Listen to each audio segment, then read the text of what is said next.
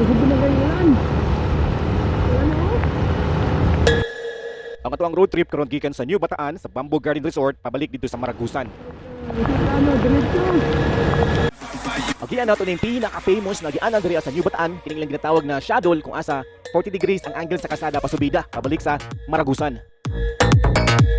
Diretso, gini, balag ulan. So kakita mo ana, intro pa lang na sa shadow no, pasaka pa lang na siya, intro pa lang kung asa perti nga buga. Gisabayan pag gidugulan ang amuang pagpasaka diri sa shadow. Tungod kay espalto ang kalsada, medyo delikado kay basig danlog kay ba. So anytime pwede ka ma-slide. Tanawan niyo ang Google Earth ani niya. Tanawa ang mapa, ang terrain sa bukid, pero tidyong habugan mga ka-wonders. Dili ni diri basta-basta labi na mag-ulan. So wala na mo ma-anticipate na kini dayong bulan na diri sa New Bataan sige ulan, especially sa hapon. So mo nang pagbalik namo sa Maragusan no, isabayan mi og ulan.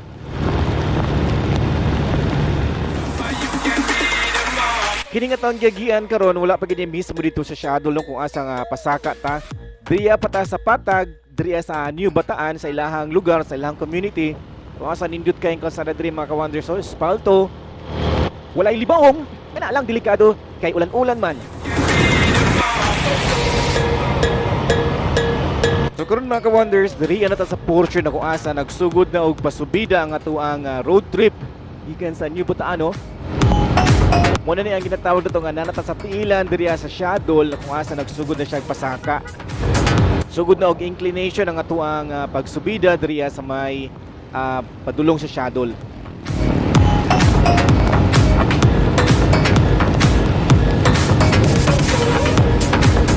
So ang dala nato na unit mga ka-wonders ang atuang sniper nga Yamaha 150. Ug ang naguna sa tuwa nga unit mao na ang Honda ADV 160. So far so good ang atuang Yamaha na 150 ang sniper, napalanta sa tiilan, pasubida palanta diriya sa shadow.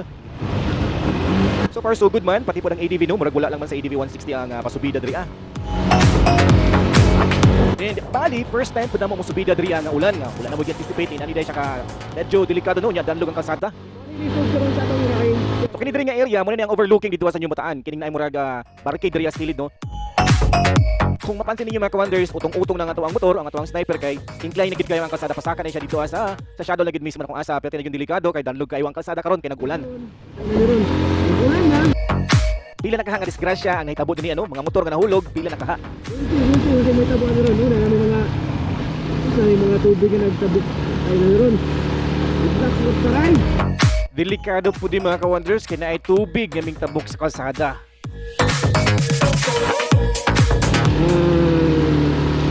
Surbol din ron kay. Nakabulog rin nga dyan ang magod. Nagkakalitay dito ba? Ang tulad front area dito dito.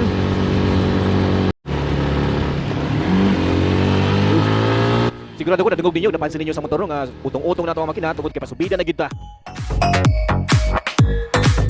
Ang among gikulbaan ni mga ka-wonders kay basig na ay landslide. Kay last month bago lagi siya gilimpyuhan, ang kalsada ani kay daghan kayo landslide nga nahitabo.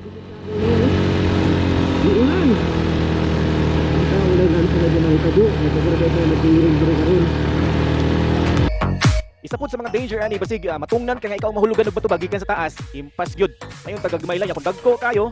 Kaya sila. Kami surbol-surbol ang mga dagan ano rin kay gusto na dislike sa ano.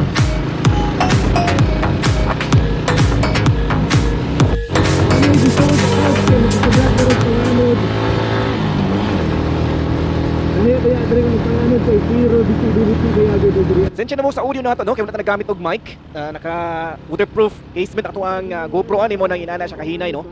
Tungod-tungod kay nagulan nga tong road trip karon giulan ta so need na to waterproof casement. Panganod na lang ang nagbaba no. Oras sa launa 43. Alauna pa lang sa hapon pero naanay fog.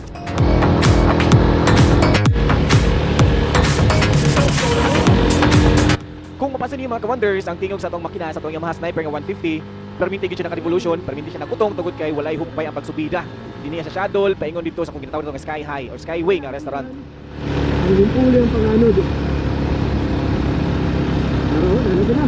Alam ko, dito lang dapit sa baba, no? So, pag abot mo din sa may Skyway banda no, nga area, wala na'y ulan. Clear na kayo ang kalsada, uga kayo ang kalsada, ug walay sinyales or traces nga nag-ulan diri ang dapita. I-shoutout na tatong kaabang sa ride, si Dick yan, nagtrabaho siya sa City Engineer's Office, ay ayun, nagdala karon ang EDB 160 color black. So nahulong ang mga kauban nga duha kay nagtanggal og mantis murag basta siguro kayo. So diri dapita na part mga ka-wonders is downhill na ni diri pababa na po ni padulong na dito sa Maragusan. So wala na kayo subida diri kundi puro na ni siya downhill. Diri ang part hopefully pababa na ni kay ato ang gasolina 3 bars na lang. So ano ulan? Good trip ni, good trip. So ang ulan mana po diri sa Maragusan no. Ang katawanan mga ka-wonders kay pagabot mo diri sa may portion sa Maragusan, giulan naman po dinoon. Gadol. Ano? Dili na kita ang ulan. Dili na kita ang ulan sa Maragusan. Ito mga tunga.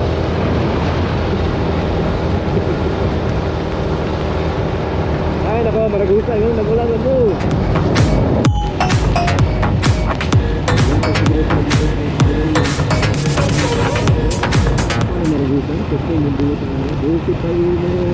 So far mga ka-wonders, kung kita magkatawag assessment din sa kalsada sa Shadol, padulong sa Maragusan, or vice versa, no, Maragusan, agi og Shadol din New, padulong dito sa New Bataan, wala dyo'y problema ang kalsada mga ka-wonders, kay spalto og simentado siya. Ang issue lang siguro kung giulan siya gabi o kusog, yan ay hangin, na tendency nga na mga landslide along the way o na po yung mga bato sa kalsada. O kana lang no, ang importante din ang ride safe o mag-amping lang ka sa imong biyahe labi nag first timer ka nga moagi sa Shadol. So mga ka-wonders, see you next time, see you next video nato sa mga kalsada diri sa Mindanao nga atong magian.